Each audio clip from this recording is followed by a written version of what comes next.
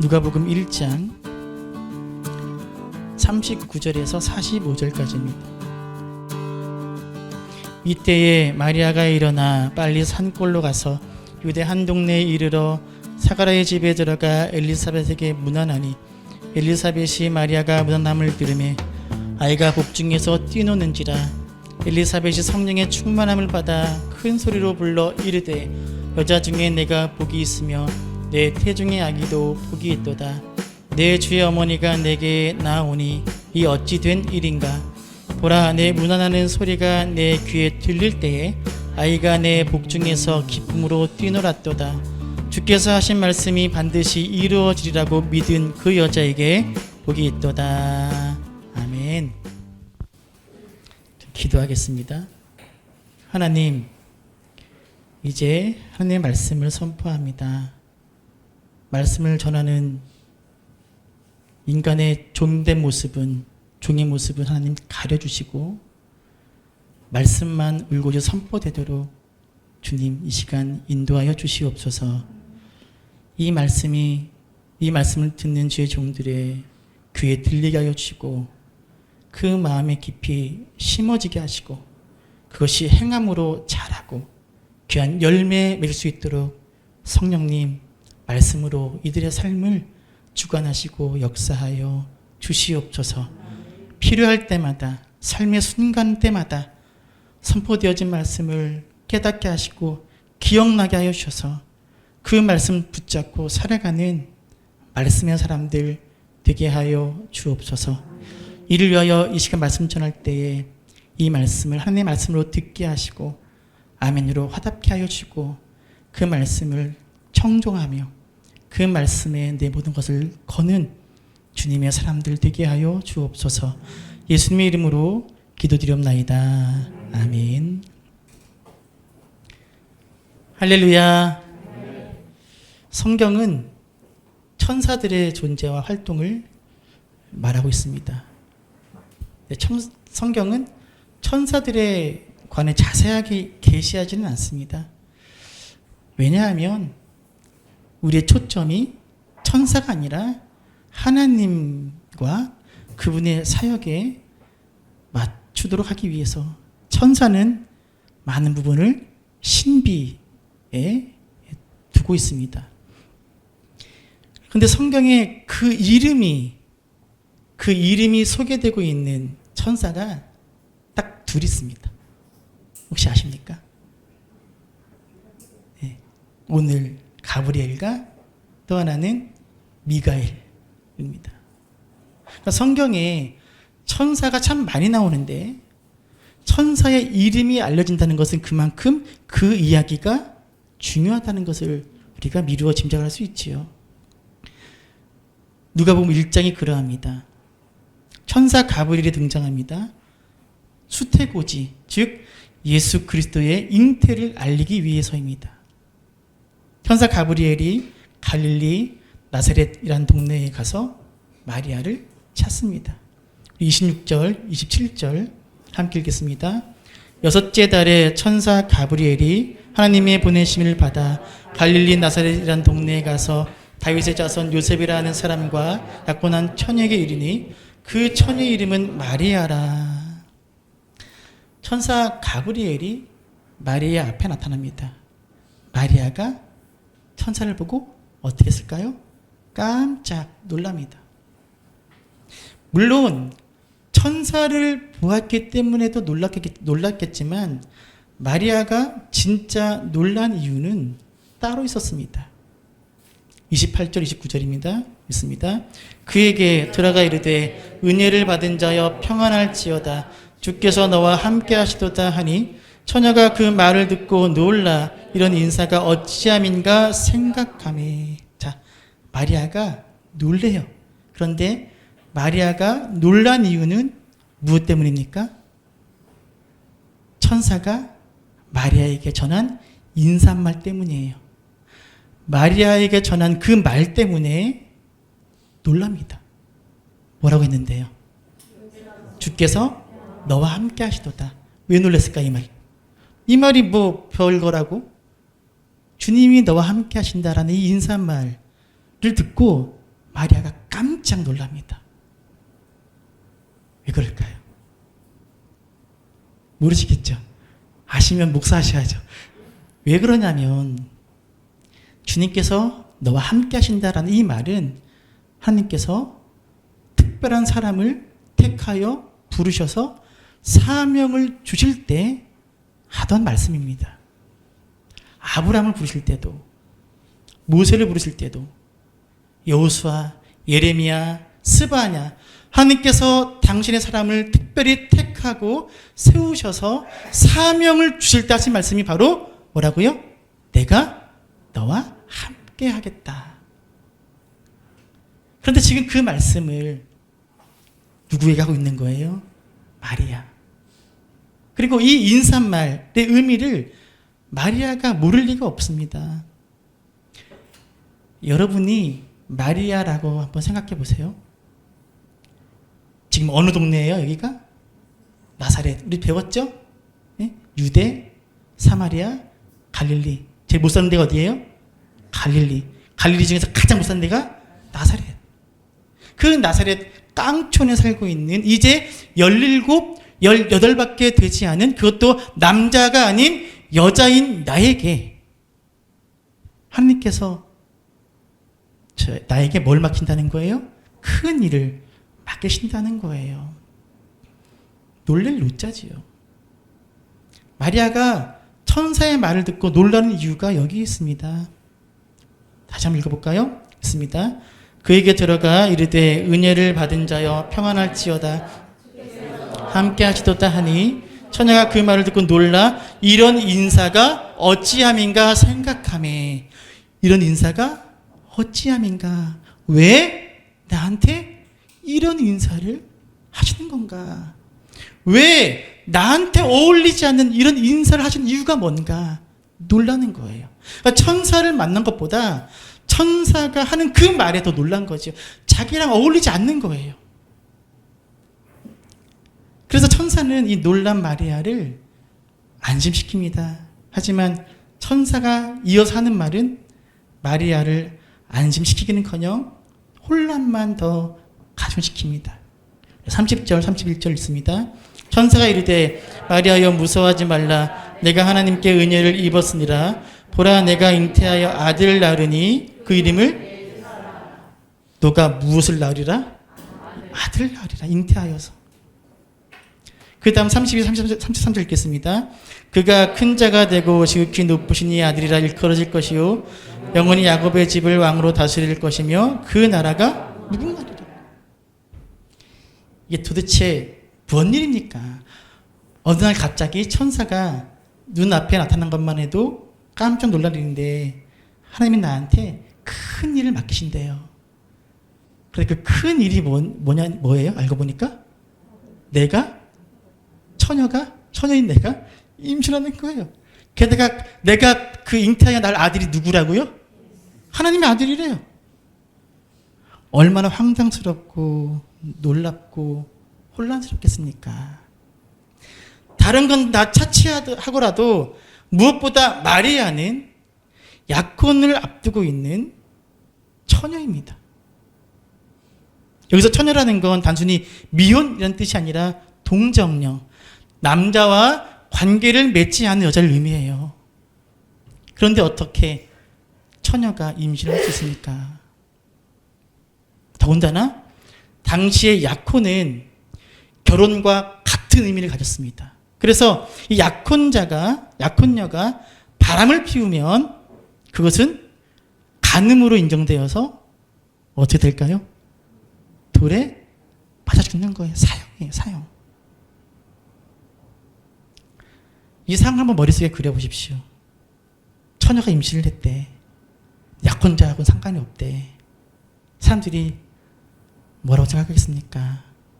마리아, 그렇게 안 봤는데, 야, 대단한 여자네. 음란했네. 그리고는 어떻게 되는 거예요? 돌에 맞아 죽는 거예요.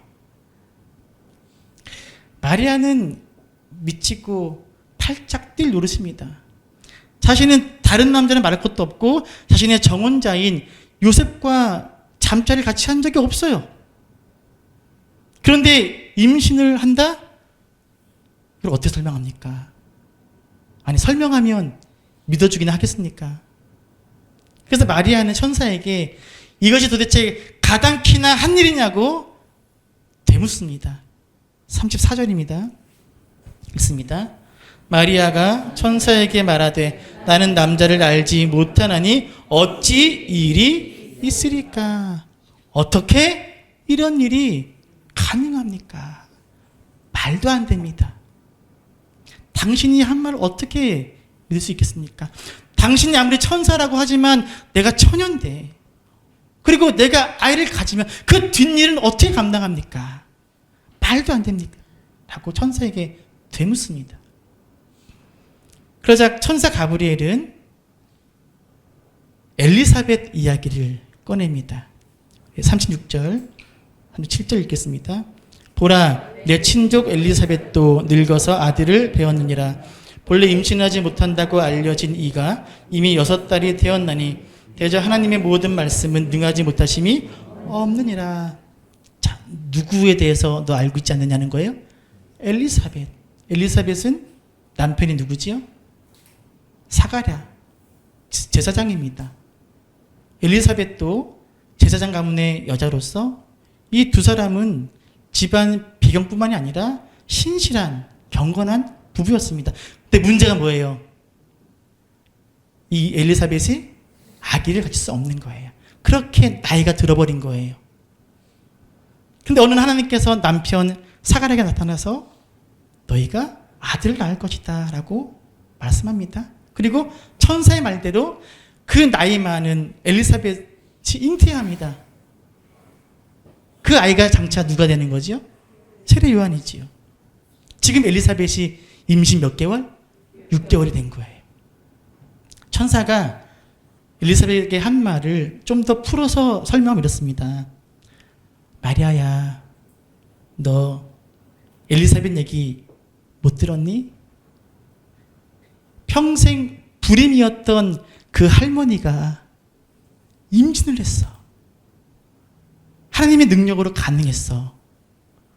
그리고 벌써 임신 6개월이야. 조금 있으면 애기 나와. 마리아야, 생각해봐.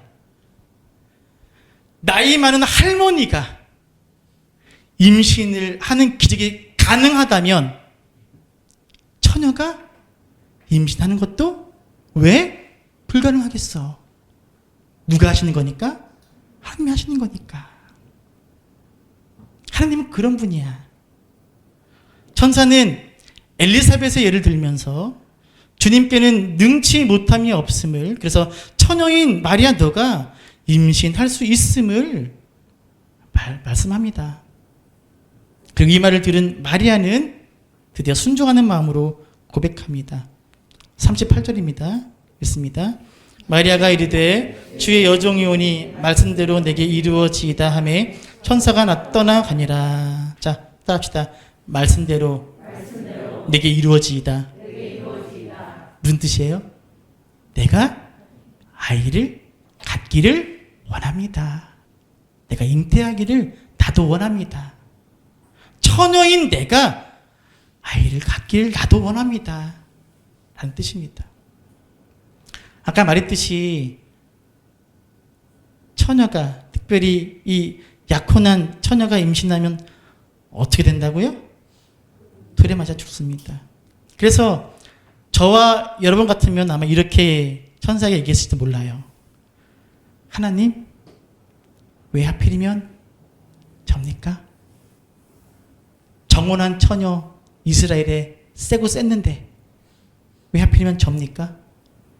하나님, 저 말고 다른 처녀로 잉태하게 해주세요. 라고 저와 여러분은 얘기했을지 몰라요.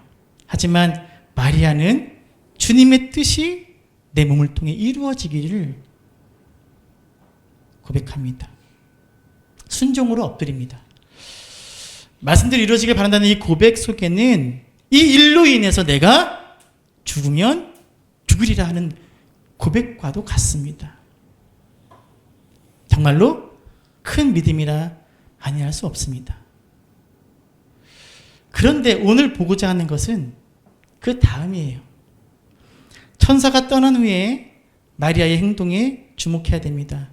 천사 가브리엘이 떠난 후에 마리아가 급히 누군가에게로 달려갑니다. 누구한테 갑니까? 엘리사벳을 찾아갑니다. 자, 39절, 40절 읽겠습니다. 이때에 마리아가 일어나 빨리 산골로 가서 유대 한 동네에 이르러 사가랴의 집에 들어가 엘리사벳에게 문안하니, 마치 천사가 빨리 떠나기만을 기다렸다는 듯이 천사가 떠나자마자 마리아는 엘리사벳을 만나기 위해서 달려갑니다. 왜일까요? 마리아는 왜 엘리사벳을 만나고자 합니까? 그 이유가 뭘까요? 예? 네? 안 들려요? 뭐라고요? 확인하려고. 비슷합니다. 자, 마리아 자신에게 닥친 일을, 또 닥칠 일을 믿어줄 사람은 누구밖에 없어요? 엘리사벳밖에 없기 때문이에요. 어느 누가 처녀가 남자와의 관계없이 임신했다는 걸 믿어주겠습니까? 성령으로 잉태되었다는 말을 누가 믿겠습니까? 여러분 믿겠습니까? 아마 그럴걸요? 이게 자신의 부정을 덮으려고 거짓말하는구나 하고 이야기하지 않겠습니까? 하지만 엘리사벳은 다릅니다. 엘리사벳 역시 마리아와 같은 경험을 했기 때문입니다. 아이를 갖지 못하는 나이든 엘리사벳에게 하나님께서 아이를 주셨기 때문에, 그리고 지금 엘리사벳 뱃속에 하나님께서 잉태케 하신 아이가 자라고 있기 때문입니다. 마리아가 겪고 있는 일, 겪을 일을, 그리고 그 일의 의미가 무엇인지를 알려줄 사람은 오직 엘리사벳밖에 없었습니다. 그리고 마리아의 이 판단은 옳았습니다. 마리아가 집에 도착하자마자 엘리사벳은 마리아가 자신을 찾아온 이유는 물론 이 모든 상황을 다 한 번에 알아버립니다. 왜냐하면 성령께서 충만케 하셨기 때문입니다. 5절, 42절 함께 읽겠습니다.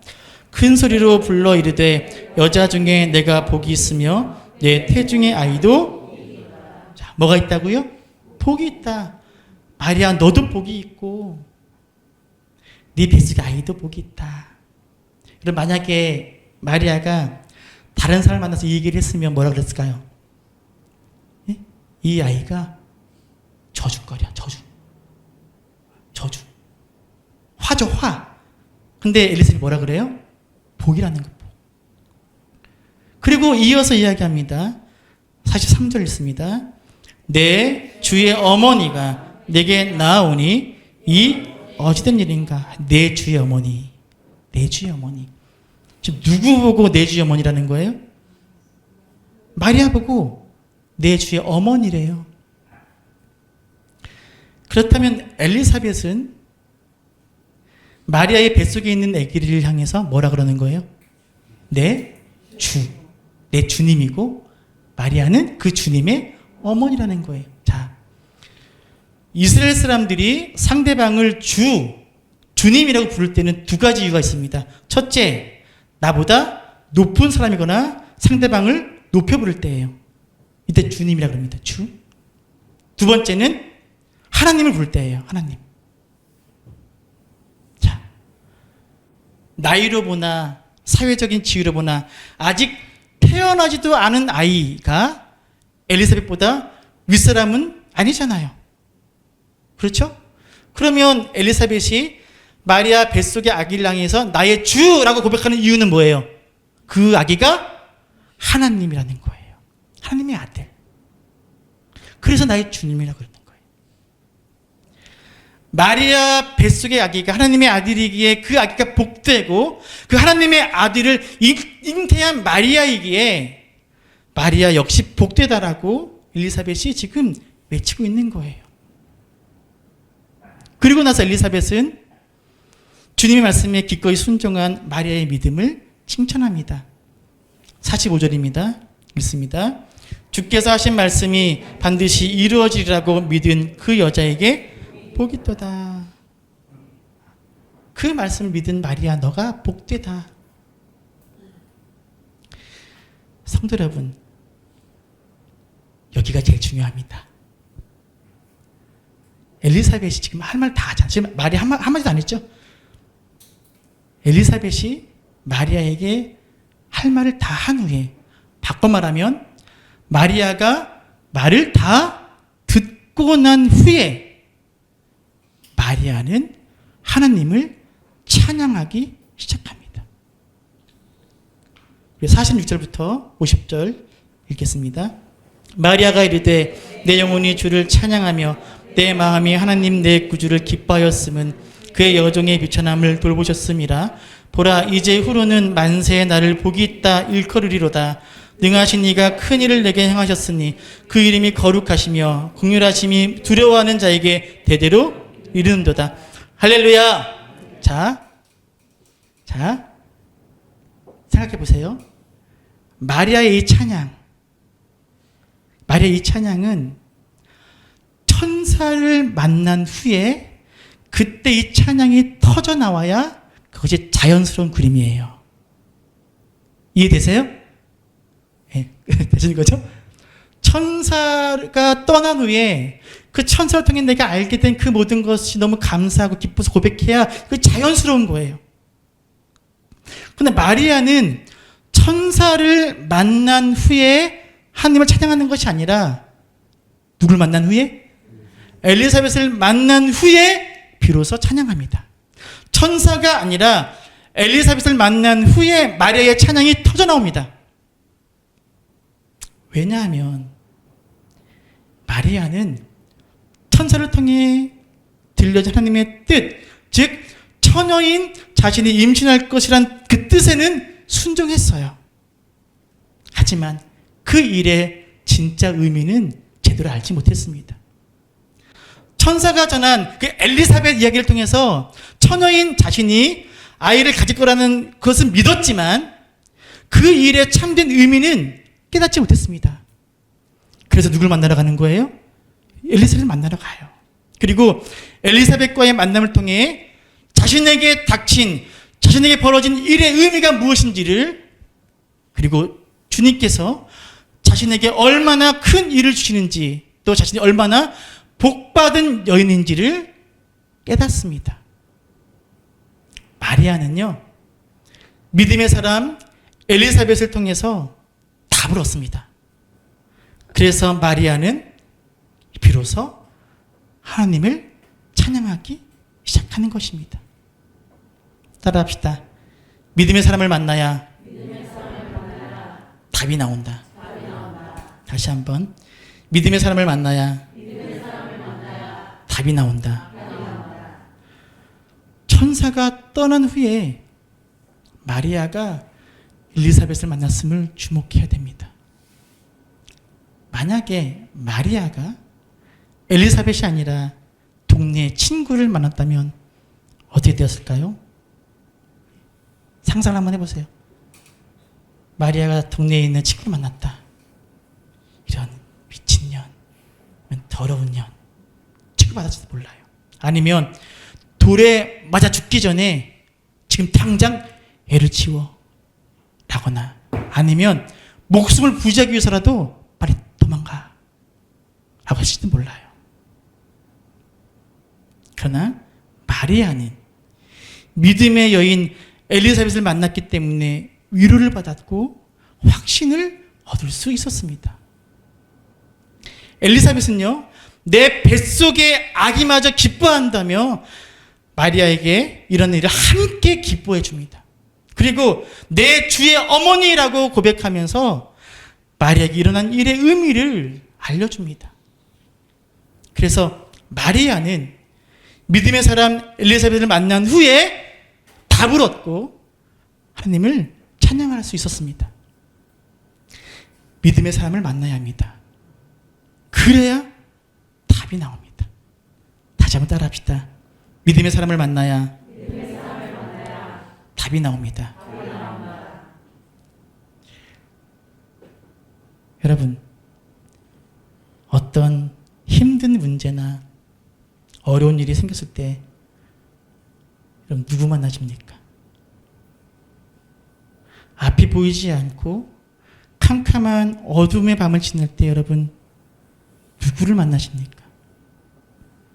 중요한 선택과 결정을 앞두고 도움을 얻기 위해서 여러분 누구를 만나십니까? 성도 여러분, 그때 믿음의 사람을 만나십시오. 믿음의 사람을 만나야 답이 나옵니다. 원하기는 옥정 서문학교에 속한 저와 여러분 모두가 엘리사벳과 같은 내가 만나야 할 믿음의 사람이 되기를 간절히 소망합니다.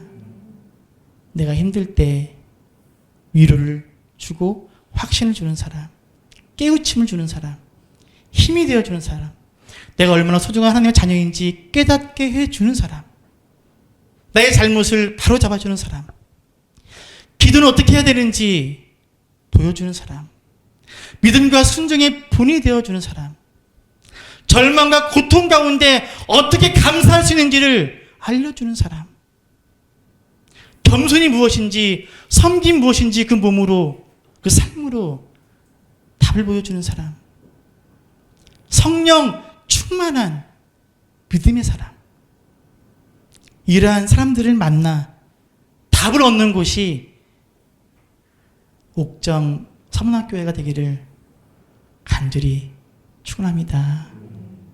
이런 것 같아요.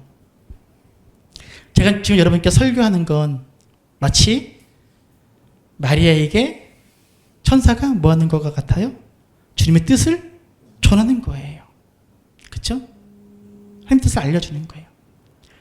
근데 강단에서 선포한 하나님의 말씀의 진짜 의미가 무엇인지, 내 삶 가운데 어떻게 해야 되는지, 그것을 진짜 내 삶 가운데 깨닫게 해주는 사람, 알려주는 사람, 누구라는 거예요? 내 옆에 있는 믿음의 사람이에요. 그를 만날 때 답이 나옵니다. 이런 내가 답을 얻을 수 있는 믿음의 사람이 내가 되고 너가 되는 곳이 바로 옥정 서문학교회가 될 수 있기를 간절히 축원합니다. 옆 사람에게 이렇게 인사합시다. 자, 이렇게 따라 인사하는 거예요. 내가 당신의 답이 되어드리겠습니다. 자, 시작.